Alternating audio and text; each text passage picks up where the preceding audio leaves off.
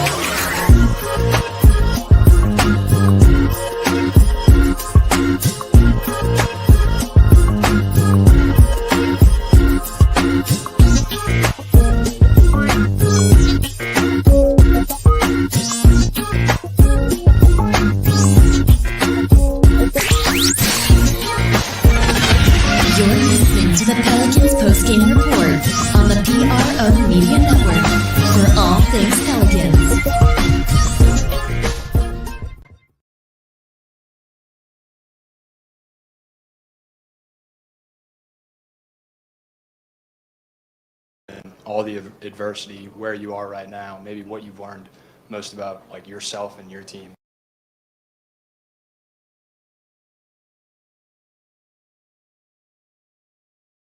Once again, we have extremely high character. And was able to score the ball. He's growing. We're watching Trey grow up between, right in front of us. And so he's having a better understanding that when teams close out on him because he's shooting the three ball so well, it's a quick decision for him. And a lot of times it's getting to the basket and finishing, or he's drawing fouls and then kicking it out to teammates. So offensively, he's been off the charts. I know you guys have bigger goals, but for the first time in 5 years, this team has won more games in the regular season than it's going to lose. Is there like anything of significance you take from that? Is there any pride in that? For sure. It's a tremendous blessing to have a winning record. I said it to our guys in the locker room. It's hard to win in the NBA. It really is. And so to have a group of guys that are connected, they enjoy playing for each other. And like you said, in 5 seasons, we haven't done it. So it's a huge accomplishment. How much has that been a point of emphasis for the coaching staff to put Trey in positions where, like, he can come off pin downs, he can run some secondary pick and roll, where he can just do some different things on offense rather than just be a three-point shooter? It hasn't really been a huge discussion for us that we need to get Trey the ball in pick and rolls or in any other space. Right now, the offense is allowing him to just create open quality shots. Guys are getting into the paint. We're watching film on it. And then there's times where we'll draw up an ATO for him when he has it going. But he's really just playing free and playing within the offense. Yeah, speaking of just taking advantage of opportunities, how much have you seen that in Herb in the way his scoring has gone up recently? Love what we're seeing from Herb. He's just playing off his instincts, making plays on both ends of the floor. He's shooting the ball well the last, 10 or so games. So, all the things that we need going into a postseason and possible playoff appearance, our team, they're doing it right now. And we talked a lot about CJ and just how his role has shifted a little bit. Just what do you think about just the way he feels? Like, is he just more comfortable where his shots are coming from now in this, I guess, different role, and where he can just be more effective in half-court offense? It's trying to have a balance with CJ and Brandon, putting the ball in their hands and just letting those guys play off each other. There's times that CJ has it. There's times that BI has it. BI might have it a bit more right now, but both of those guys are extremely capable of playing with the ball, playing off the ball, and it's a huge bonus for us to have. I know you've already talked about Trey and Herb, but they combined for 46 tonight. How big is it organizationally to have 2 draft picks, players that y'all have selected, to be able to produce at such high levels so early? And what does it mean not only for now, but like for the future to have that kind of homegrown success? It's a credit to our management team, Griff and Traden Swin and Bryson, all the folks involved, and going to watch these guys when they're playing, and getting in the draft room and having our board and realizing that these guys can come in and impact our team right away. It's what you want. Is you want to be able to draft guys that can come in and impact your program. And the beauty in Trey, Herb, and the rest of our younger guys is that they're high character guys as well. 100 blocks for Herb on his career. You see a guy like Herb come night in, night out, defend top scorers in this league. Game 81 of the season, can you look at a guy like Herb making an all-defensive team? I think as he should. I hope so.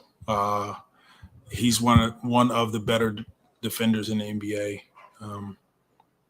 and he's young, and he's taking on the challenge night in and night out, like you said. So, for sure, I hope that's in store for him. Coach, last time this part of the season, you're still going 11, 12 deep some nights. Tonight, just 9, only 6 people above 20 minutes. You talk about how that's helping you get ready for the postseason, or if that's something that it just has to be done because you're missing Zion and Jose. It's a combination of having guys out and then realizing that our main guys need to just play more minutes right now going into the postseason. So it's a combination. And Jonas got a bunch of touches, but only 7 shots. Another slow game, 8 points. The other night he only had 4 points. Is that something that you need to work with him on, or is he getting those touches that you want, and it's just the play has to come to him and find the shots in the flow of the offense?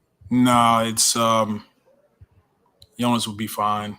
It's more do what you need to do to help the team win a game, and we'll go back, continue to reevaluate, but he's fine. Like there's games where he has big numbers and other guys don't, and vice versa. So the important part for us, the important factor is win the game and do what it takes to win the game.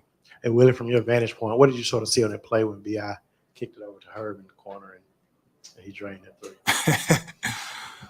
I just saw BI recognize that it looked like New York started to try to blitz him, trap him in pick and rolls. We had our big dive out. Their low man came over off Herb, and he just swung it right away. And when Herb caught the ball, I knew it was going in. He's been working on it. He's been shooting the ball well. Good to see him knock down one of those big shots. Are you going to let Herb know that was the same spot of a foul that happened 2 games ago? That same spot? No, we want to wipe that out of our memory, and we've already talked about it, watched it, so now it's time to move forward. Coach, two things. One, can you talk about I saw a little banter between you and Josh Hart, just the impact, obviously, like the respect that the crowd had for him, the impact that he had on our team while he was here, and just the kind of energy between, this organization and Josh tonight. Sure. Josh is first and foremost his character here while I was here. He did pretty much everything we asked him to do as a leader. And he's such a good human being. He wants to do the right thing. We got to push him a bit at times, but he gets it. He's one of those guys that just get it. And he plays with his heart night in and night out. He goes out and gives you everything he has. And I think the city of New Orleans can appreciate that. And it's good to see him, go to different teams and still have success, but now be in New York and have an opportunity to play in the playoffs for the first time. And I told him that. Like, I'm extremely proud of him and love him and wish him the best. And then I know it's, the second to last game, but last regular season home game. I was wondering, we don't ask you this a lot, but from a personal perspective, like what you've learned from this group, given all the adversity, where you are right now, maybe what you've learned most about like yourself and your team through this kind of 81 games. Yeah, sure. Number one, we once again, we have extremely high character individuals in our organization, and I'm blessed to have that. That's not always the case. You guys know that working in the NBA, right? So our guys, they care. And we don't always go out and play our best, but they bounce back and they're resilient. So having those ingredients along with they relish the moment is a pretty decent ingredient to have going into postseason play and trying to build a program. Okay, thank you. All thanks, Pelicans. You're now tuned into the Pelican Post Game Report. Much love to the flock. Appreciate each and one of y'all for joining us for this episode of the Pelican Post Game Report. I'm Big Q chiming up in this thing. I'd like to thank you guys for chiming in on this episode, man, called Pelicans Wear Out the Knickerbockers. That's right. They wear out them old Knicks and take them up out of here. So Pels get the victory. That was a very positive thing that they do.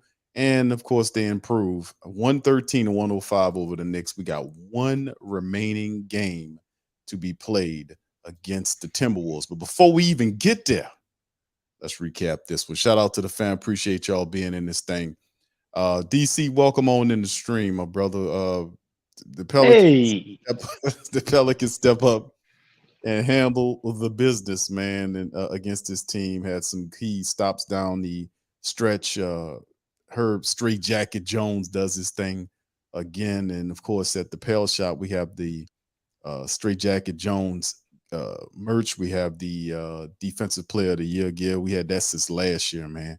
So hopefully we can manifest that thing for this upcoming season. But let's get into it, man. A few thoughts on the Pelicans' victory over the Knickerbockers. Man, I thought they played well, man. They seem to be composed, very under control, very decisive. BI did have, some turnovers, but I thought bearing the circumstances of them doubling him all day and him still getting used to teams just putting constant pressure on him, man, I thought he did well. Allowed his teammates to do what they did. Guys stepped up, made sure they handled their business so that we could close out this game with a victory, man, and move one step towards possibly getting a playoff spot and not having to play in the play-in. So Trey Murphy with back-to-back 30-point games, man, that's huge. He's the only other Pelican to do that other than what? Zion and AD probably, maybe Chris Paul. So we got some good things going on, man. It's very, very, very excited about the team and the possibilities of what could be. I know there's a lot of things going on that we're not happy about, but bearing the circumstances, man, and dealing with what's in front of us, very encouraging signs from the Pelicans. And I thought this was a pretty decent game, coming off one night removed for probably the best game of the season, with Herb and Trey doing what they did. CJ chipping in, BI doing what he does. But we seen pretty much a, little lower level repeat performance to that. Kind of those same four guys, man. The core four right now would be Herb, BI, Trey, and CJ, man. And they look pretty damn good tonight. So we're gonna need those guys if we plan on doing anything in the postseason, as well as we plan on going ahead and beating Minnesota on Sunday night. Well, Sunday afternoon, not night. All right, let's hit the team stats here, fam. Pelicans 42 of 79 from the field, 53.2% tonight. They were 10 of 28 from downtown, almost 36%. 19 of 20 from the foul line for 95% for the Pelicans from the foul line. How about that? 43 rebounds versus 37 by the Knicks. Knicks 38 of 88 for 43.2%. They were 14 of 43 from downtown for 32.6, 15 of 20 from the foul line for 75% flat. Look at the assists. Pelicans almost 30 assists, 27 to 19 on the Knicks, 5-4 on the steals, Knick advantage. Pelicans 7-2 on the blocks. They had only 12 turnovers with 22 points off versus 10 by the Knicks with 14 off. 15 fast break points to 12 there by the Knicks. The Pelicans points in the paint was big, 60-46 in the matchup. DC, what you carrying, bro? What you got? Really, Q is the assist for me. 27 assists tonight kind of stood out, especially when you look at BI's numbers and him only getting 18 points. Guys are trusting the guys out there, especially in that starting lineup. Still not encouraged with our bench. That's weird. And Willie's dice trying to fit in, and we got the BI lineup with no real scores. But with all that going on, man, 27 assists. So guys are making the right plays when they're seeing the pressure, man. They're collapsing the D, and they're passing the ball, man. I've seen several plays where they're trying to run Herb off the 3-point line. I was like, man, times have changed. You know what I'm saying? Herb collapses the D, kicks it out. The guys find the right guy, or he go ahead and gets an assist. And everybody was doing that, man. So the ball is pretty much flowing effortlessly. Even CJ, he still take one of his shots, one of his Lehigh Blazer shots. And but most of the time he was pretty efficient, man, and just keeping the ball moving and just keeping that synergy. So looking at that kind of jumped out to me, man. It was 27 assists, the 7 blocks. I think Herb had like 3 of them. Trey probably had 1 or 2. Jonas probably had a couple of them. I'm noticing we're getting more blocks, man. That's a good thing to me, and that kind of sticks out to me. Just letting you know our perimeter defense is improving a little bit, and guys can't just run a layup line on us from time to time, because I think our perimeter defense has always been pretty good in the way that we force turnovers in the passing lanes and stuff like that. But man, when guys attacking to the hole or getting the paint, a lot of times we've been exploited there. They did a good job with that tonight. And also the 60 points in the paint, man. That's huge. We played a paint the great game tonight. The previous game, I think we only had 34 points in the paint.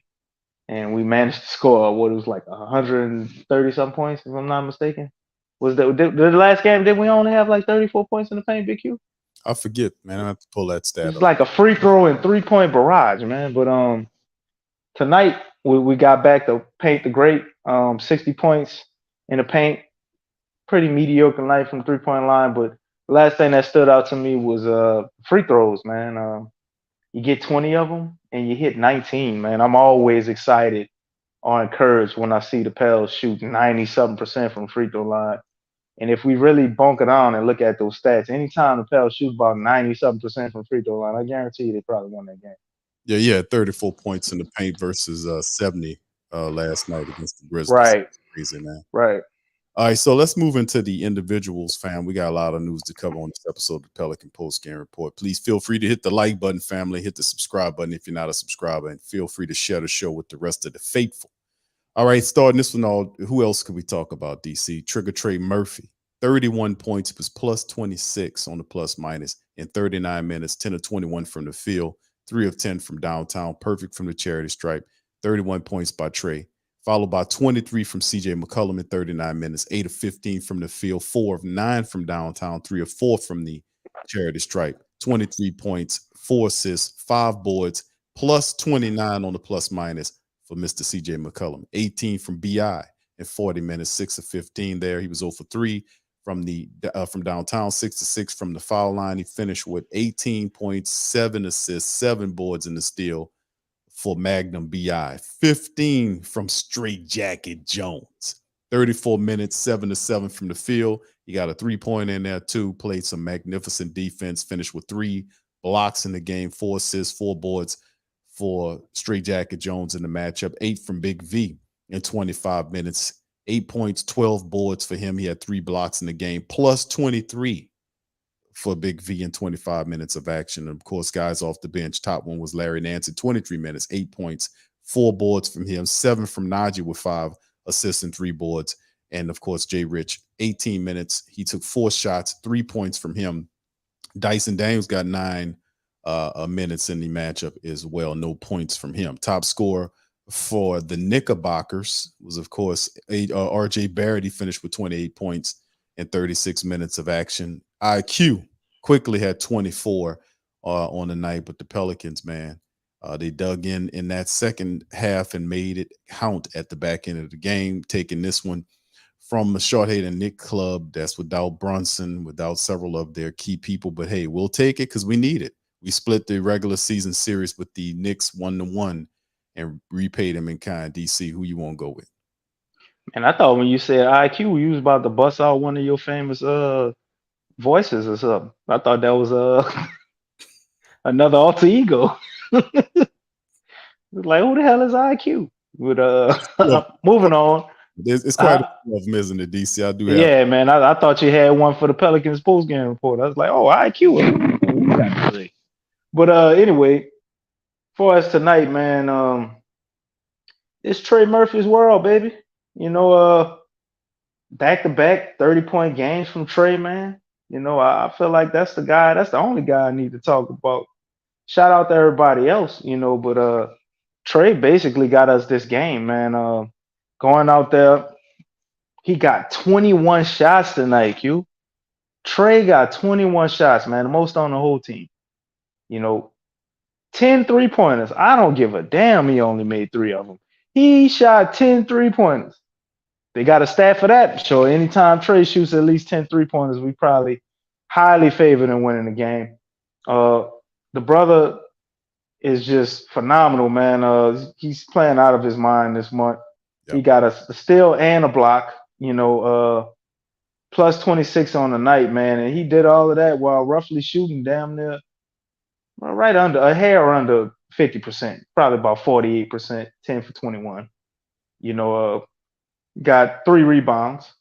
But man, Trey has just been out of this world. If he can continue to play like this, sky's the limit for him, man. We're looking at another all-star that we potentially will have on his team. So, bearing what happens with Big V when the season is over, if we still hold on to them, you got like what 5 guys, man, that could potentially be all-stars with the addition of Trey Murphy stepping up and playing the way he's playing, man. And whatever's going on with Zion, I know you guys want to hear about that, but regardless of whatever's happening with Zion, whether he plays or he doesn't, you know, if Trey Murphy plays at this level, shit ain't over by a long shot. You know, BI can be BI. Trey's playing like this. CJ can consistently be CJ. You find a way to get something out of JV, kind of get him closer to what he is. Man, we're still in contention to do some things and make some noise. So Trey Murphy is the story for tonight, man. 21 shots, Q, ending out with 31 points, man. That's awesome. That's just awesome, man. Leading the team in scoring. I'm very excited to see what happens on Sunday and to keep him on this stretch and keep this going, man. Keep feeding his ego and his confidence to where he feels comfortable in this type of role, man, because he's playing exactly how we would need him to play, regardless of who's out there.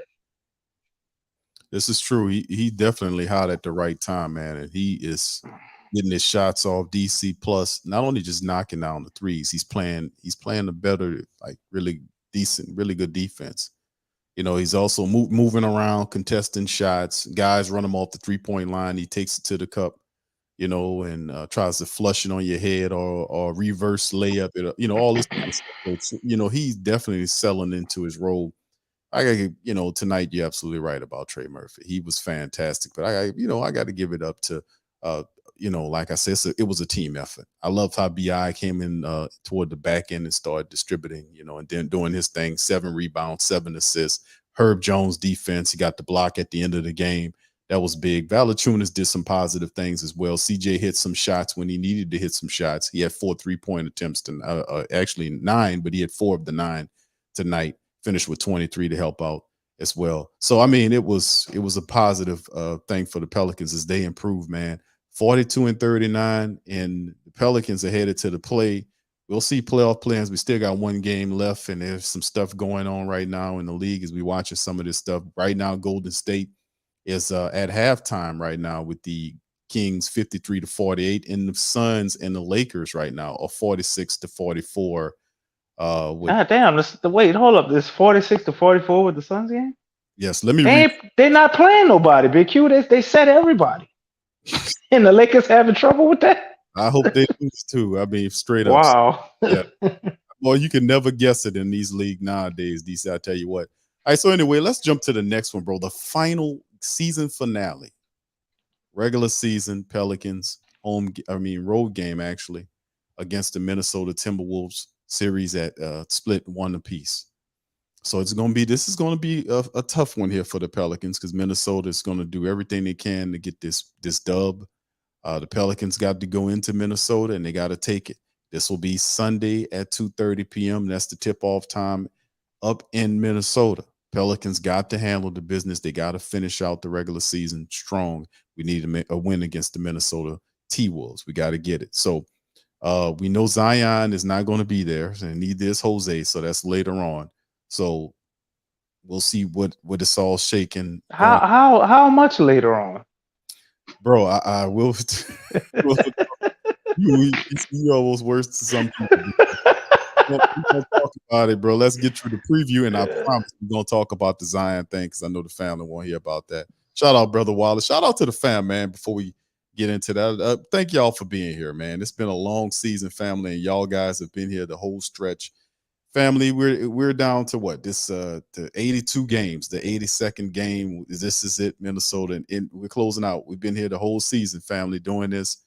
It's been a long season, up and down, and ain't exactly been easy for the Pelican faithful since the year turn when we were up by 10 wins, and then we just sunk, and it's been difficult. But right now, the Pelicans 42-39, man. So hey, we can finish out, get that 43rd win on the season. I think I picked them to get like 45 plus wins or whatever the case was. So anyway, we could have had it. We'd play defense on some of them other games, but DC, let's cover this one.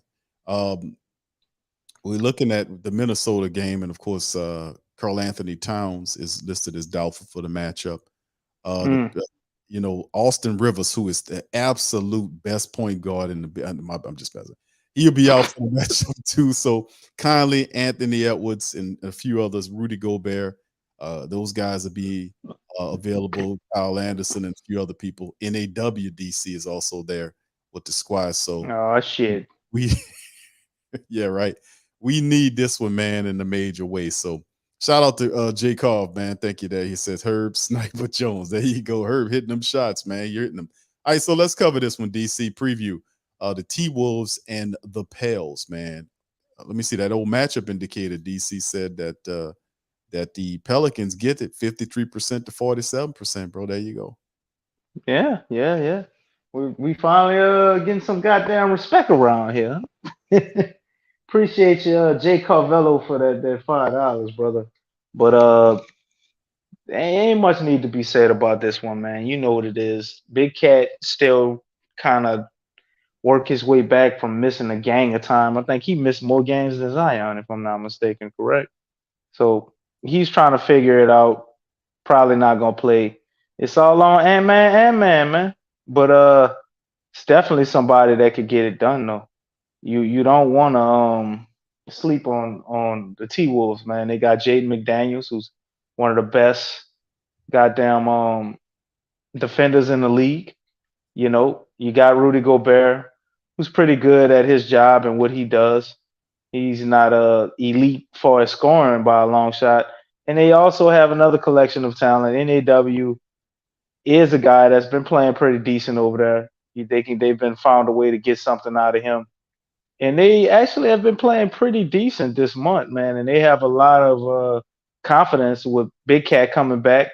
Still a lot to play for. No matter what, I think they will be in the play-in. I don't think they can move up too many more slots to get in the actual playoffs, but they can fix their seeding. So they have something to play for. They go come in there ready to play, man. And we got to be ready to handle business. But they do have a game Saturday, so this is a team that will be playing on a back-to-back. And it should be a situation where we're able to pretty much go ahead and put Timberwolves away, man. But that's going to rely on us doing what we need to do, playing Pelicans ball, sticking the script, man. Paint the great, playing good defense, not allowing people to get wide open 3-point shots and run layup lines to the basket. And we cannot allow Ant-Man to go for 40, 50 points. That's a for sure recipe to take a L, you know. So I think the Pels come out with a victory here, man. They've been on a hot streak, and I don't think anything stops as far as that with the Timberwolves. This is a team that is capable of beating us, man. Seems to match up with us pretty well, but they're still a little banged up. I think Nas Reed is also out as well, right, Big Q? Yeah, that's what I just seen the injury report. They're saying that he's out, DC. I don't know if he'll be available. Yeah. So yeah, That's kind of a blow, man. He No. helps that team a lot, man. he said he underwent successful surgery to repair a scaphoid fracture, which he'll be sidelined indefinitely. So yeah, he's done. Seemed like he's done for the year. So yeah, they're gonna be missing Nas. So yeah. Yeah, so with Nas Reed missing, Big Cat out, you know, they're a little banged up still going through it, but so is everybody at this point in time. And oh my God, they're missing the awesome Austin Rivers. So I don't know how they're going to do it. Austin Rivers, every last 5 points that this guy was a former Pelican, man, top 10 pick, man, back in 20. Big 5 points, man, that he put out there, though, bro. That's a big 5, DC. Can't do without it. The crazy, you mentioned the fabulous 5, some would say. You mentioned the Timberwolves, the game they got. DC, look at the timing on this, right? The San Antonio game is tomorrow at 3 p.m. That's at San Antonio, right? Then, you know, the game will be over. Then they got to get up and head out after the game and get ready for the Pelicans at 2:30 on Sunday. So you got a 3 o'clock game in San Antonio on Saturday, tomorrow. And then right after that game's over, you got to fly back to Minnesota and get ready for a 2:30 tip-off time against the Pelicans. Yeah, they kind of shafted him on that one, but I'm sorry. I don't feel bad for him, Q. No, I'm just man, that's a lot to kind of to deal with right there, man. But did anybody feel sorry for us when we go through stuff like that? No one feels sorry for us at all. Do they even say that we went through anything like that? They just act like everything was normal when shit happened to us. Exactly. So we've been missing Zion all year. People be talking like we got all our people. Indeed, bro. So this is the thing, man. Let's move on here, and I just put up the Western Conference standards right now. As you can see, where the Pelicans currently are sitting at in the 7th position right now. The Warriors and the Lakers are playing. Here's the games right here, as you can see, live time here. Warriors right now leading the Kings 56-50 at the start of the third quarter. Right now, with 4 minutes left to go in the second half, the Suns on top of the Lakers 50-49. So there you go with those scores. Current, I know the Pelican faithful will be paying attention to those games. All right, so let's move forward into some of the talk right here, DC. And of course, we're going to cover a few things here. First of all, let's just talk about this one right here. Darion C. Brown was waived by the Pelicans the other day, two-way guard. Team announced in a press statement that they waived him, and just to sprinkle that on the Pelicans, he spent most of his tenure with the G League affiliate squadron, playing 28 contests, including 25 starts, averaged almost 18 points a game with 5 assists, 4 rebounds across 30. You just had to get rid of him, huh? The 6'7" reserve shooting guard made his cameos in 5 games with the Pelicans prior to this, averaging about 2.4 minutes per game. He's considered one of the best undrafted in his class, and of course, with the New Orleans on a two-way deal in the summer of 22, having spent his career at North Carolina State. And the other two-way spot is E.J. Liddell, so that they kind of waived him. Just wanted to talk about that right quick. And of course, let's get into this one right here. But this is before we move on. My thing is, if somebody goes down, we still got Jose out, right? You obviously don't like to play Kyra that much. I don't know why. I mean, you don't. You don't think you could use a guy like that right now? Like, why get rid of him right now? Are we going to sign somebody? What's the point in getting rid of Sebron while the season's still going? And I mean, we may get to a point where we could possibly have to use him. Yeah, and I think a question was asked to Coach Willie. We just played the interview when Coach Willie was talking about his rotation. You can see he's down to like a 9-man rotation. And of course, that probably would end up changing once Jose gets back into the whether it's the play-in or the playoffs. Either way, you'd be expecting Jose to make an appearance, and hopefully Zion Williamson at some point. Shout out to you, Judah, Big Q and DC, the best pod in the business. Go Pels. Thank you, sir, for that. Appreciate that, Judah. Thank you, sir. So yeah, this is simply I'm kind of disappointed about the Sebron thing, man, because I think Sebron was a guy that had a lot of potential for the Pelicans, and like we talked about this, and we all know it. And shout out to Lexa, she's saying it too, that Willie's a defensive guy. You know how you get, we know. Yeah, that's just what it is. We done broke that code. All right, so I know, Lexa, but when you just have your pulse on the team and you see what they need, right now over the last 15 games, we're like number 2 in the whole NBA in defense. We got defense. Will it hurt to put a little bit of scoring out there? After our starters, it's been anemic with us trying to score, man. I mean, no, yeah, you have to have awareness, like self-awareness. But that's the unbalancement of the Pelican squad currently. Like tonight, when you look at the stat line, the starters carried a weight. Like the 4 guys, and of course Big V did his thing defensively and did what he could. He only had 8 points, but we talked about Herb and Bi, CJ, and Trey Murphy. Those guys are carrying a scoring load. The bench ain't really giving you anything. You had like 8 points off the bench from Lance, from Nance. So, Najee looks horrible every game. All of a sudden, again, like it's just Jay Rich is not really, he's not giving you anything. He's serviceable, but he's not doing a lot right now. Right, he's still better than what you was getting from Devontae Graham. Just to be honest with you, so I still think that's a win. Period. He makes defensive plays every night. He does. Every night he makes great defensive plays. He does. He does make defensive and plays. And sometimes his offense show up. I'd say maybe 60%, maybe 60, 70% of the time his offense shows up too. But then he got those 30% of games where other than those defensive plays, he didn't give you a whole lot. Indeed. So let's move on to this section of the show here. We're going to cover this one straight from the New Orleans Pelicans Twitter site. David Griffin announced the following update on Zion Williamson. After further evaluation, it has been determined that Zion Williamson will continue his rehabilitation and condition. Really? Yes. And we will continue to monitor his progress, and updates will be provided. Well, I would hope you would monitor it. So this is just a written statement that the team released. Of course, they're not going to turn around and say, "Hey, man, we're going to hold a press conference to kind of break this thing now," because that would mean. What did Mr. David Griffin say? Because I know the team didn't just say that, and he didn't have anything to say about it. I guarantee you that coming straight from the desk of David Griffin. I promise you that, man. It says he announced it. He announced the following update. See, it's him. He announced the update. So anyway, the problem is, listen to what Shams says.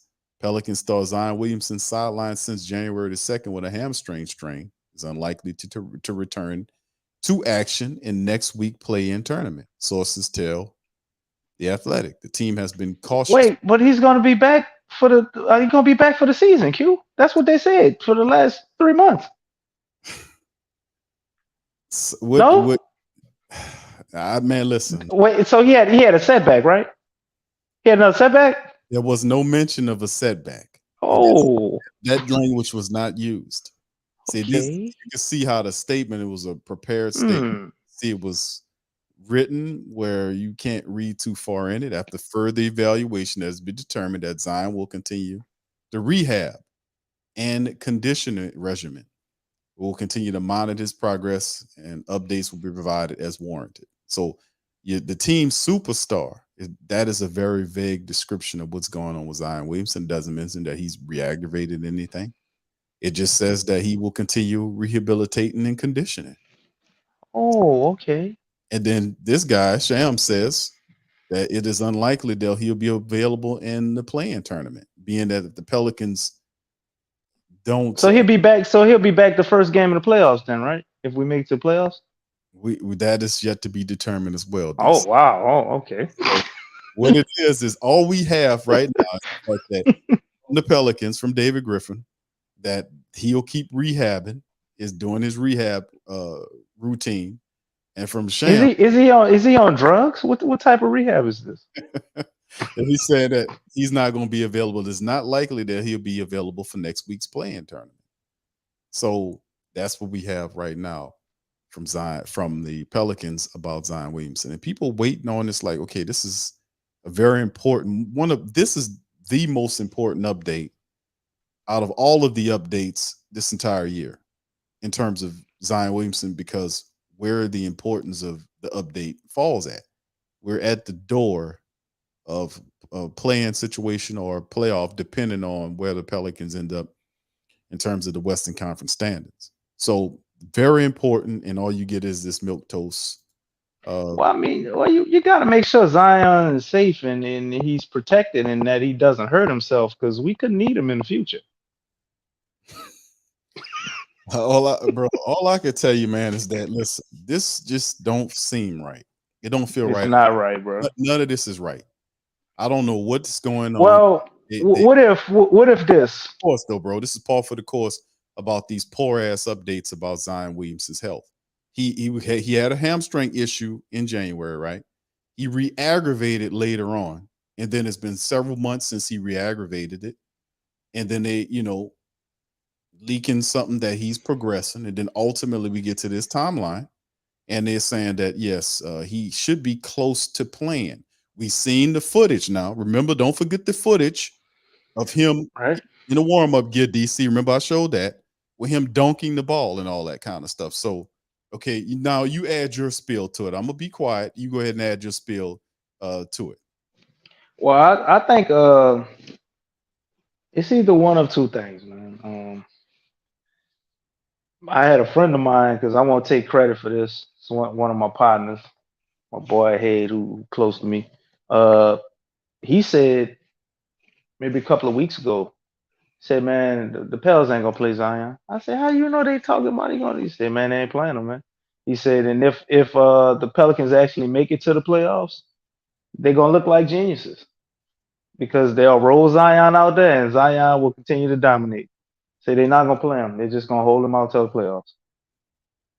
Interesting take at the time. I didn't agree with him, but hey, you gotta lay it out there. Maybe it's a psychological mind game. They don't want people to game plan for him. You could have a situation like that. Obviously he's not in shape, right? But I think he's in enough shape to where he could play. Like, he could play 8 minutes or whatever till he get winded and you pull him out the game. I'm pretty sure he can do that. The other situation, Big Q, other scenario, it could be something like that, like a strategy. We don't want teams sitting people to try to make sure we don't get in that 6th spot, different stuff like that. You don't want to play him in the play-in and let somebody, whoever in the first round, get a whiff of what this could really be with him and start game planning for it. Because I would imagine the Pelicans, we made it to the first round of the playoffs. So come hell or high water, if we have the opportunity, we want to do everything in our power to make it to the second round at least. The team would this year would be a success for me if we make it to the first round, bearing everything that we went through. But the second thing, man, would be maybe Zion got hurt again. And in typical Pels fashion, they don't want to tell us. You know what I'm saying? It ain't like this is uncommon. Like, his rookie year, he had his MCL, came back from that. Then we went to the play-in, and there was this mysterious situation that's still not really talked about till this day of why Zion couldn't play in the bubble. Do you remember that? Yeah. And they kept saying all type of nothing. Yeah. And obviously he suffered some type of injury, whether minor or whatever. Zion's away from the team and all this shit. A bunch of nothing. Then we had the Stan Van Gundy year where he pretty much played the whole time.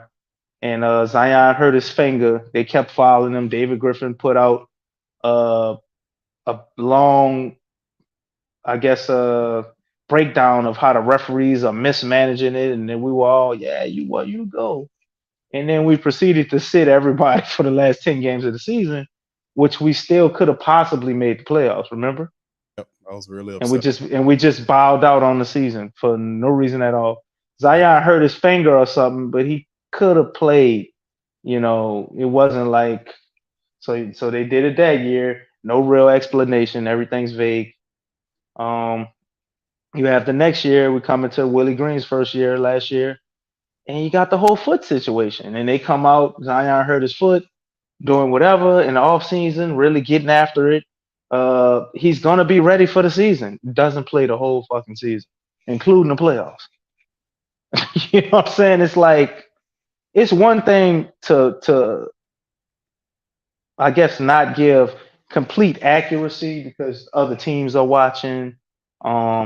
You know, you have a strategy to this. We can recognize it really well in football. Everybody says he gives Bill Belichick the credit for that, like of just mucking up the injury report to not tip off the other team. But when you say somebody gonna come back during the season and they don't play at all, that's ridiculous, bro.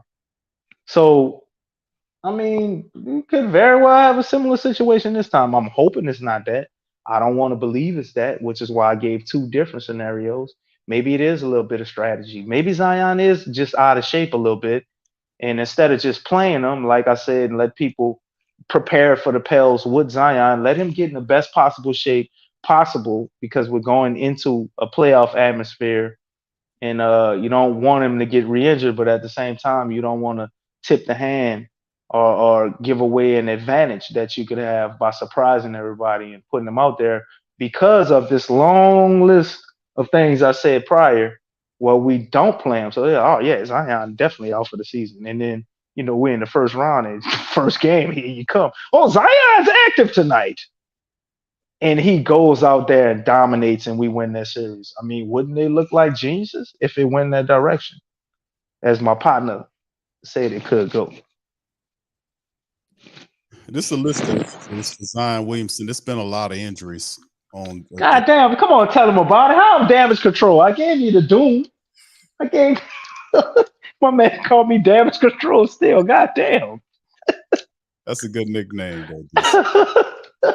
Nickname. This is a list of all the injuries of Zion Williamson family. I think. Let's see. Yeah, here you go. So it started with the knee situation back in 2019. An ankle, then an ankle again. Then he had the personal situation. All lower body injuries, right? That's weird. His knee, he had a knee, ankle, personal reconditioning, a knee again, health and safety protocols, toe, thumb, finger, foot, hip, foot. Then you get to 2022 in December, health and safety protocols, reconditioning, and then the hamstring, January the 2nd of this year. So that's a lot of stuff going on with the Pelicans. And then on top of that, the Pelicans just, you know, they don't make it, they don't do the correct thing. They just botch the handle of his situation. It's poor. And at this point in time, enough time has elapsed for a hamstring situation. I don't know how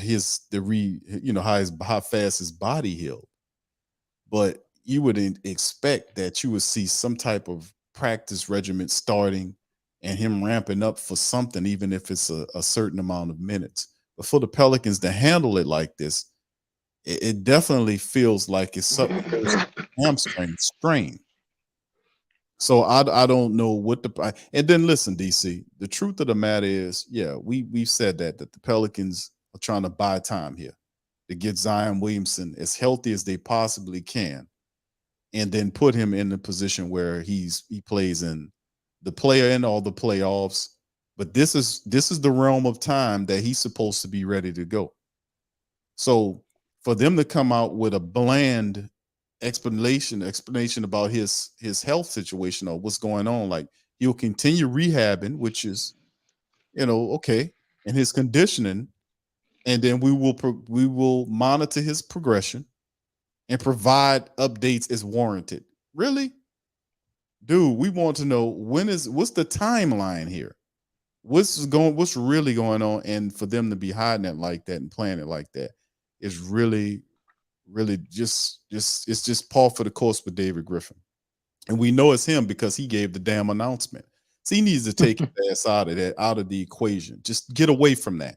Get away. Let your general manager handle it, but Tranger probably. I heard Trajan Landon all season, man. What is he sleeping? What you say he be in the studio in that sleep? What you said Trajan Landon be at, bro? And they're doing mom jokes and shit. I mean, it's just par for the course with the Pelicans, how they handle Zion Williamson's. Yeah, it is. It's just stupid, man. It's just stupid. Just come out and tell us what time it is with this guy, because it feels like to me that whatever happened. So this is, and then of course, like you have the two conflicting things now, where the Pelicans didn't announce that he would miss the play-in or playoff situation, the play-in obviously first based on where the Pelicans fall at. But the insider says he could miss it. So, somebody talking in the building like they usually are.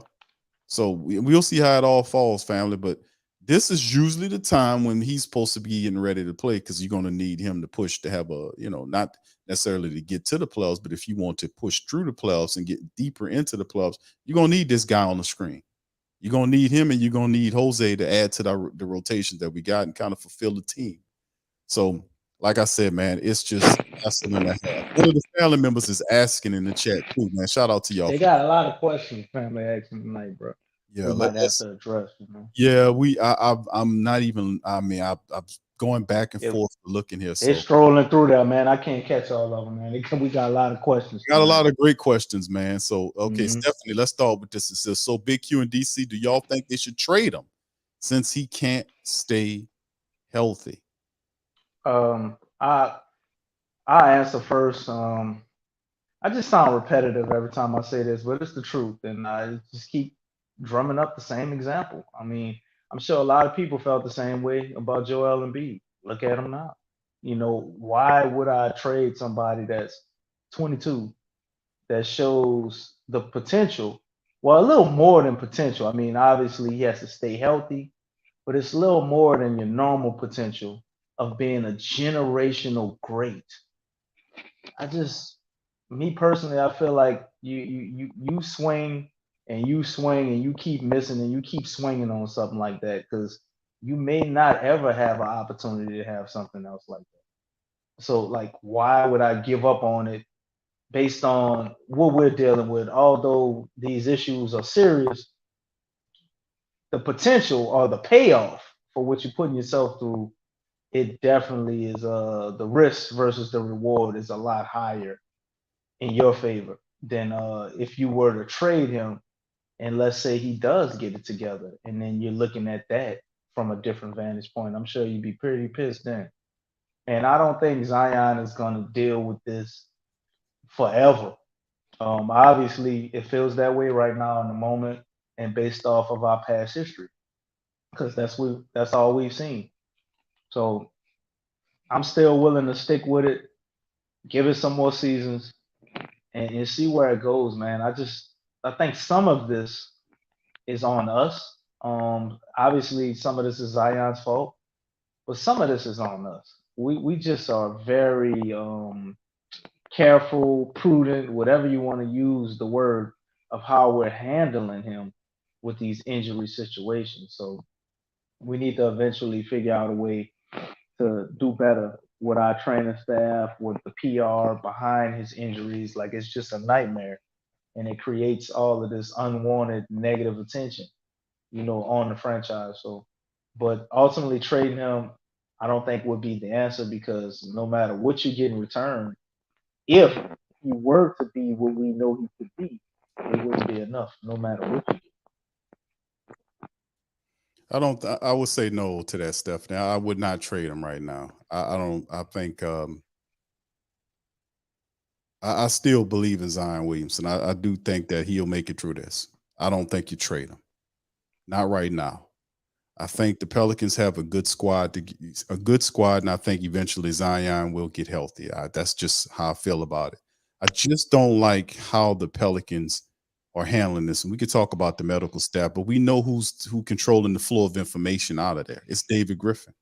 He's terrible. He's the one that's responsible for all this negative, the way this situation is handled. This milquetoast ass statement about Zion Williamson. Fowler makes a great point in the flock chat about what strain is it. They never mention what strain of it is. What kind of strain is it? Is it 1 or 2 or, they never mention that.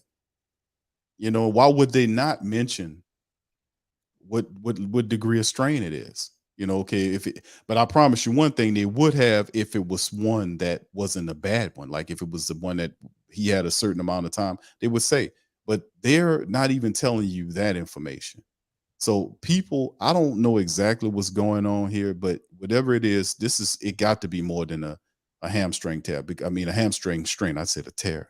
I just Hey, that might be God trying to speak through you, hey, bro. It might be exactly what it is. You see, it might be a tear. It's a Freudian slip. That's why I'm sitting up here talking to the family and I'm listening. I'm researching these hamstring tears. I got information up. I'm reading it, and the timelines don't fit like the regular small strain where you're immobilized, and then you wait for a certain period of time for things to work it out. There's something else going on here because he hurts he tweaks it, whatever it was back in early January, re-aggravates it several how long was it after that? What, a month or so? Was it even a month? What was it? I think it was like 2 weeks because he was right on course to be back at the initial timeline, and he was doing everything he could to play in the All-Star game. All-Star game, and then they hold him out. Maybe the Pels didn't want to do. They might have didn't want to do that. He might have been very adamant about playing in that All-Star game, and they're like, "All right, Zion, we'll let you." Could be something like that, and he re-injured it. Who knows? I do see him walking around. I don't see a limp. Like if we can put our Inspector Gadget hats on, what happens, man? You don't really limp. Yeah, it's kind of a thing where it hurts when it's time to use it. When you got a fire. Hold on. You sound like you're under the water, bro. I see him walking. I don't see a but then again, Zion walks with a wobble anyway. Kind of. Can you hear me now? Yeah, I can hear you good. Oh, okay. But this is something going on more than a hamstring strain. Something else is going on here, fam. I'm just going to be honest with you because this doesn't make any sense at all to me. None of it does. He's had more than enough time. He had more than enough time to rehab from what happened when he tweaked it around the All-Star, right before the All-Star break. He was building up to play all of the rhetoric, and I was saying I will hold him out then. And then after the All-Star break, which was in February, we get to March and then into April, and we still dealing with him not being able. And then the crazy part is, fam, I've showed a video of him dunking the ball. He was they was feeding him the rock. He was taking shots, right? And I was looking, I was like, I don't see any discomfort. He looks really normal. He went and even dunked the ball. And I'm like, okay, that's positive. And then all of this shouldn't be the case. He should be ready. And even if they want to be even the most cautious case, then he should be set up to play for at least the play-in or whatever. Let's say the Pelicans make the play-in. He should be set to go then. So I don't understand what's going on unless the information they're putting out is worse than what they want to tell you about. That's why they're not telling you the degree of the strain. That's why they're not giving you any information about it. But if, like I said, we watch him walk around during the bench, and I don't see him walking with any noticeable limp. But then he has a penguin wobble. But that's what I was saying about your hamstring, man. I mean, that's something that when it's time to use it, when you try to take off on that sucker, that's when you feel it. You can walk on it depending on what it is. So could be a situation like that. But you're right, man. Something isn't right. Something is very off. It's whether it's intentional on the Pels' part or if it's some type of issue with a re-injury, Yeah. and we're not, reporting it. Another re-injury, DC. Could be the case. I don't know. I don't know what the hell going on, fam. I don't know what's going on. I don't know what the problem is, but I know something stinks. And it starts with the octopus. Something's very fishy, like they like to say. And usually when it's fishy, they got an octopus in the room. Do you know that's where that fishy ass smell coming from? Let me give you all guys. We put this on the board right here. This is some of the stuff right here. This is coming from mercy.com, health services, hospital here. This is the site information about a hamstring, just to drop some game. All right. Thank you, Stephanie, for that question, because that just brought us into this. Here's a strain right here. It says other risk factors of hamstring tear or strain include age. As you get older, you're a higher risk of pull hamstring, previous injury. Patients with previous hamstring injuries are at higher risk for future hamstring injury. Certain sports that require sprinting or sudden change in direction put patients at higher risk for suffering hamstring tear or strain. Now you see they have the little symptoms of the tear or strain. Grade 1, tightness in the muscle while stretching, inability to fully move your leg from bending to straightening, inability to bear weight on the leg affected. Don't sound like him, right? Grade 2, reduced muscular strength, limping when walking and pain when bending the knee. Grade 3, a severe sudden sharp pain in the back of the thigh, inability to extend the knee more than 30 to 40 degrees, inability to walk without pain, and severe bruising around the impacted area. Those are the different grades of a strain or a tear. Now, the diagnosis is hamstring injury. Is diagnosed in the visit with your primary care, provider, whatever. The doctor will take a full medical history and exam. During the exam, the doctor will evaluate the swelling, tenderness, and range of motion in the leg. In moderate tears or strain, the physician may be able to feel a divot in the muscle. Your provider also order diagnostic testing like an MRI or X-ray if he or she thinks you have sustained other more serious injuries that need different treatment. Now, what's the treatment for a hamstring tear or strain? All right, mild to moderate strains can often be treated at home with rest, ice, compression, elevation in combination with anti-inflammatory medication. Crutches also may be recommended to help the patient get around. Braces, physical therapy and rehabilitation. You got that much out of Griffin in a statement. Although most hamstring tears will heal on their own, they need special exercise and therapy to return to full function. You got the PRP injection, can help expedite the healing process by injecting growth factor platelets from the patient's own blood back into the injured area. Recovery time, here we go. The first phase of recovery is working to decrease the inflammation in the pull muscle. The second phase of recovery works to build the normal supply of blood to the affected area. The final stage in the recovery process from a hamstring tear or strain works to repair the muscle that will allow the person to resume day-to-day activities. Mild to moderate grades, 1 or 2 tears or strains, can heal within 3 to 8 weeks with diligent home therapy. For a grade 3 hamstring tear or strain, recovery may be long as 3 months. So if we say that again. Okay, the now last part. Mild to moderate grade 1 tears or strains can heal within 3 to 8 weeks with diligent home therapy. For a grade 3 hamstring tear or strain, recovery may be as long as 3 months. Ding ding ding ding ding ding ding ding ding ding ding ding ding. DC, we got a winner.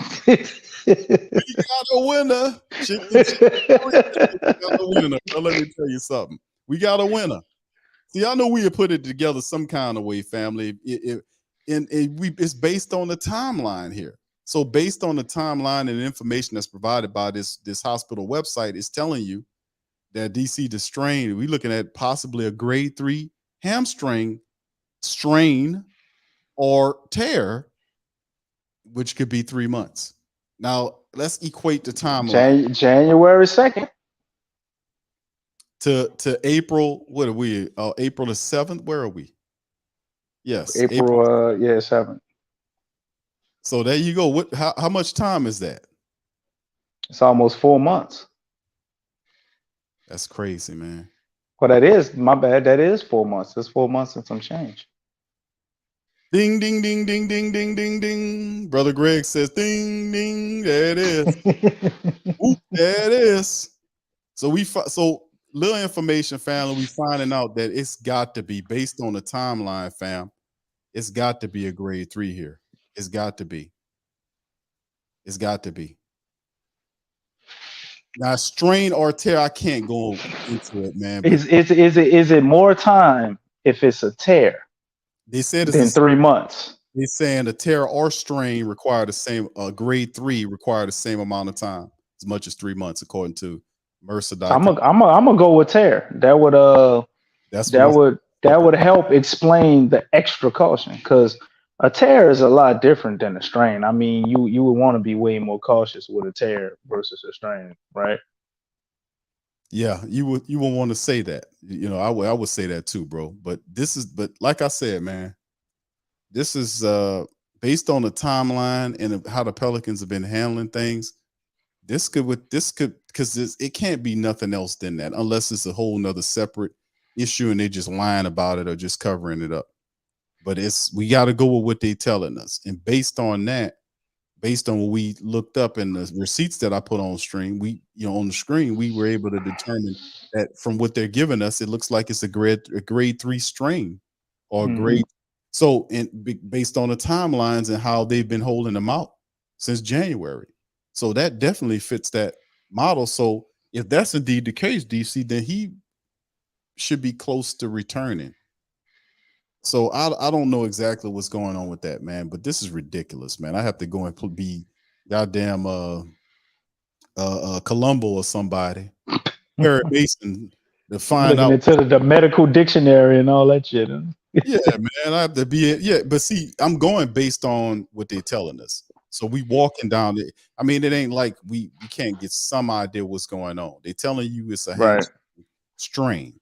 So we just look into to medical websites and find out the timeline for what degree of strains, and there are 3 of them, and which one's the most severe one, and how long does it take based on the timeline. And you can equate the timeline of how long they've kept them out to the timeline or the time period for whatever the strain is, the degree of the strain, the 1, 2, or the 3, and then it'll give you a timeline based on that. So if that timeline is accurate based on them keeping them out since January the 2nd, then DC, he should be on par to return very soon.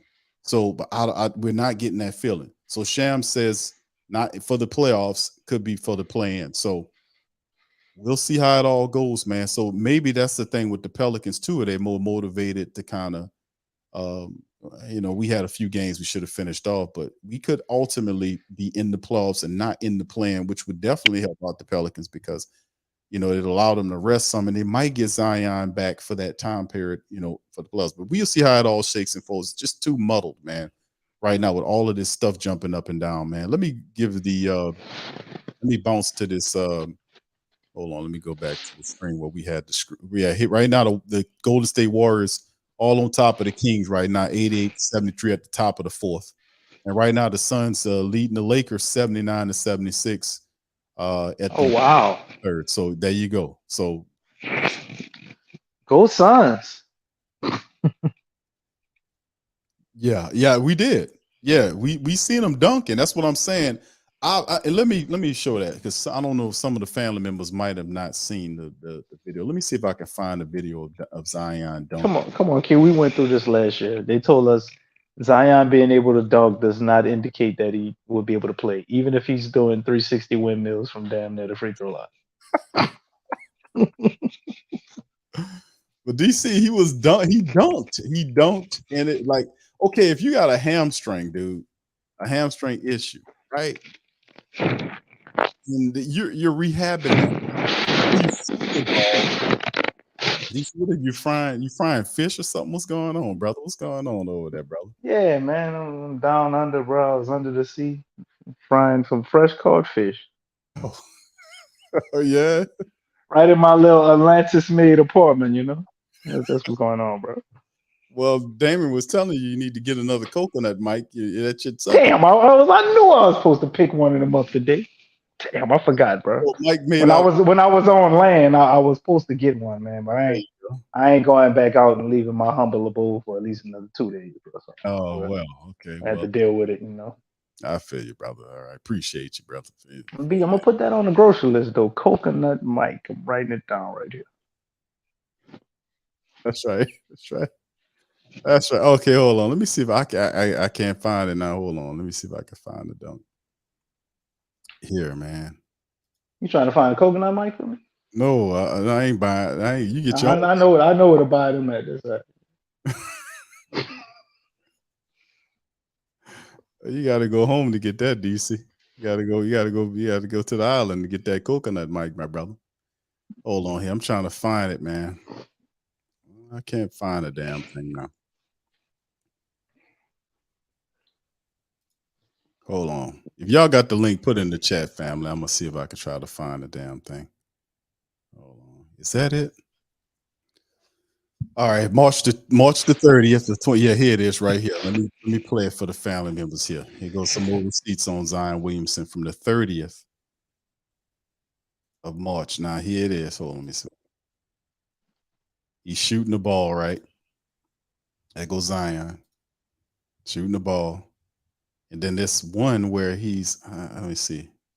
It's one where he goes from the other. Hold on, this is the wrong one. It's another one where he's from the opposite side. Here it is.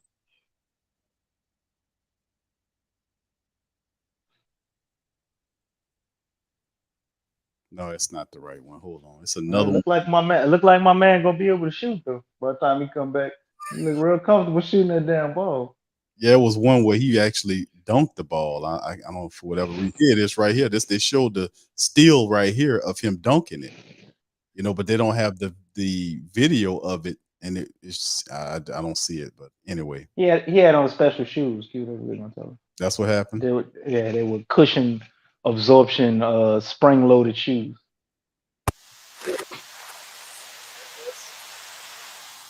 There it is. And as you can see, as instructed by the medical staff, there's Zion doing what we call a low intensity dunk. All right, so he's only allowed to do low intensity dunking. Q. That's an acceptable low intensity dunk. Well, you can see it right here. He gets it, and he jumps, and yeah, it was low intensity, but he still gets up with no problem. You can look at his face; you don't see no discomfort there. He gets up like he usually does, and comes down. No limping, none of that. Like, it looks all regular. So I don't understand what's going on here, fam. I'm gonna just keep it a buck with you. I don't know what's going on. I just think the Pelicans is either two things that I'm just my opinion. It's two things going on here, fam. Is either they lying about the severity of his hamstring is actually a tear as opposed to a strain. I can see him doing that. That's not too far out of David Griffin's fishy hands. And then the other thing is they just being super, super cautious with him coming back. Because if that's the case, based on when they started keeping him out, he should be returning really soon. So that's what I got, family. And we gonna know about it soon enough, man. They eventually gonna open all this stuff up. So I'm sorry to take y'all through medical, start showing all that medical stuff. But we try to get to the bottom of this stuff, man, to figure out what the hell these people talking about. Because as you can see, they're not giving us any answers, man. They're not telling us anything here. So, all right, let's take a few more questions, family. Just to let y'all guys know that we're gonna be doing we're gonna open up the phone lines on our Sunday show. That right after the Minnesota game, the Pelican post game report will be here. We're gonna open up the phone lines on the regular season finale for the fam. So that'll be after the 2:30 tip off time for the Pelican Timberwolves matchup, and we'll recap it and we'll know exactly where everything falls by the end of the day. Everybody finishes up. We'll get that standing. We'll know where the Pelicans finally reside. No more jostling. We'll get everything we have. So we'll open up the stream then. But shout out to the fam Thank you. Lexa says, would he be doing that if it's a tear? Yeah, and see, Well, 4 months after the tear, I would think so. Yeah. but that's the whole point, is what I'm saying. I just feel like Well, what if he re-injured it prior to that video though? DC, if it was a strain, what was and they said he re-injured it. You No, re-aggravated. I'm saying what if he re-aggravated it again? I mean, that's not an uncommon thing for hamstrings for people to go through, several re-aggravations, but it usually doesn't take this long, even with them going through that. So what if prior to like maybe last week or something, prior to us getting our official 2-week update, he re-aggravated it again? I mean, we'll never know. But what if? Yeah, that's the point. They did. He tweaked it in the matchup. They take him out. Later on, they say he re-aggravated it, which extended the timeline again. So what I'm saying is, if everything plays out the way it's supposed to, based on the information, then he should be coming back anytime soon. So I don't know what's going on with that. So we just have to wait and see, man. It's so convoluted. Shouldn't have to be this goddamn way, man. Shouldn't have to be this way to figure out what's going on with this guy, man. I'm getting tired of it, man. I'm sick of it. All right, so shout out to the fam. Appreciate y'all being in this. What's up, Gary? Says, what do you think about the Saints? Just tired of the Pelicans. What do you think about damn the Saints in the Gary Pelicans fan? What are you doing? It's in your name. Gary said, man, I'm tired of this shit, man. Let me talk. Oh, yeah. Shout out to you, Gary, man.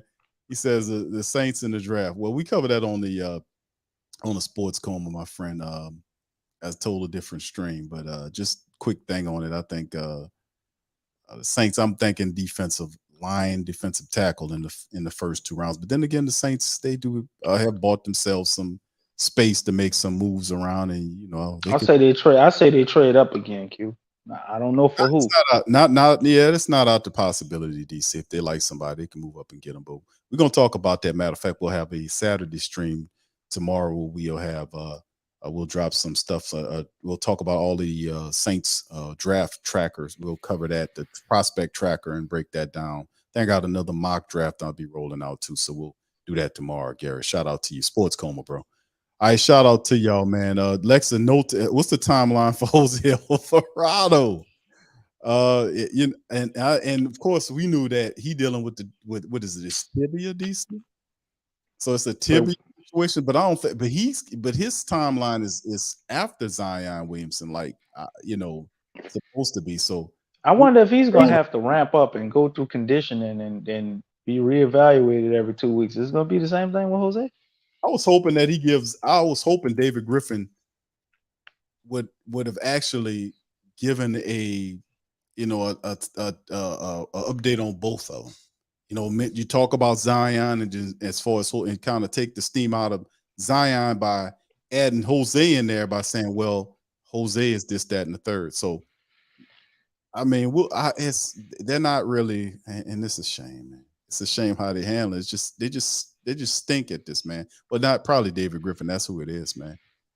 But yeah, they ain't releasing nothing. I was hoping for something that they'll give us here, but but the 22nd. This is from Mark Spears. He says season could be over for Pelicans guard, and this is back on the 22nd of March. He missed the last 10 games due to stress reaction in his right tibia. Showed incremental improvement. Pell say he will continue his rehabilitation process and will be re-examined in 2 to 3 weeks. Oh, come on, Jose too. Of course, yeah, and DC that fits around the same timeline, March the 22nd. What, 3 weeks from that? So that puts you next week on Jose? I put him on par for the playoffs. So that's what we've been saying, and that'll fit. So glad to have that. It'd be really messed up if Jose makes it back before Zion. That would be really messed up. Yeah, that would right. You dig? That would be pretty bad. All right. So anyway, fam, listen, man. Let me do another check on these standings right now. Currently, right now, you can see the Warriors are just they're beating the Kings right now by 20, 101 to 81. 7 minutes left to go in the fourth. The Lakers are now beating the Suns 96-89 at the end of the third quarter. So just a quick update on that. And yeah, I know it is confusing. Melanin guy says so confusing. Jay Black says Jose not coming back this year. I don't know, bro. I don't know. Well, that would really make me sad, Jay Black, because if he's not coming back, then why the hell we ain't playing Kyra? I think Jose ain't coming back. Like, man, that'll be a huge blow because we're gonna need him in the playoffs. Yeah, I don't think none of these guys are shut down. I'm still saying that the Pelicans at some point going to play Zion Williamson. It's the money time. It's time. So at some point, very soon, they should be getting that guy ready to play some playoff basketball for real. Jose Alvarado will probably be after that. But we know that he had that walking boot on, DC. He took it off, and he is progressing to get playing. They ain't shut down none of these guys. None of these guys are shut down, and until they do, they still could be brung back in, man, whether it's the playoffs or playing, man. Pelicans sitting up at the 7th spot currently. Golden State winning their matchup right now, looking like they might go on to the win. And Phoenix right now is trailing the Lakers. So there you go currently. So it'll be one game left for Sunday, and we're going to cover it. So, man, that took a lot out of me. Talk about that dumbass hamstring situation, man. That took a lot out of me. Anyway, so with that being said, we're going to get ready to get on out of here. Listen, fam, we appreciate y'all for staying and listening and giving us some support on this a Friday night. We will return on Sunday after the Pelican Minnesota Timberwolves matchup. We'll recap that thing. We'll open up the phone lines to hear from you and yours. Thoughts on the Pels. And, of course, we'll have our seeding on where we will be. And hopefully we'll be inside the top 6. If not, then we just got to handle our business. Pelicans have been 8-2 out of the last 10 games, family. We got to finish out strong. They currently winners of 2 in a row. We got to get this matchup against the T-Wolves, and we got to handle our business. So with that being said, we're going to get out on that. Appreciate you guys for chiming in. Much love to the fam, DC. I'm going to holler at you, my brother. Thank y'all for tuning in. Family. Hit the subscribe button, family. We'll holler at you at the flip side. Peace. Go Pels. Go Pels.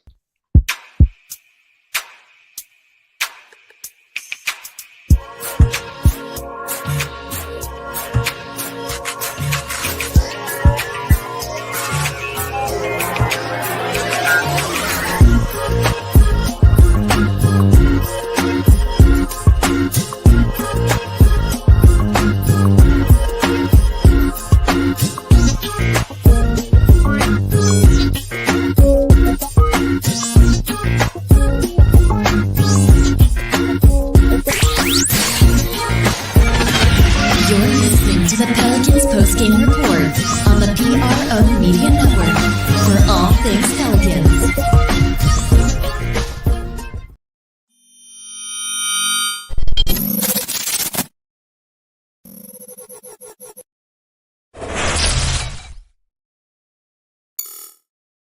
TheWhoThatDaily.com. That's right, TheWhoThatDaily.com. Your one-stop shop for everything New Orleans Saints, New Orleans Pelicans, LSU Tigers, and even the top flight boxing news. So if you're a Who That and you're looking for a place to stay up on your team, TheWhoThatDaily.com is your site. TheWhoThatDaily.com for the sport Who That in all of us.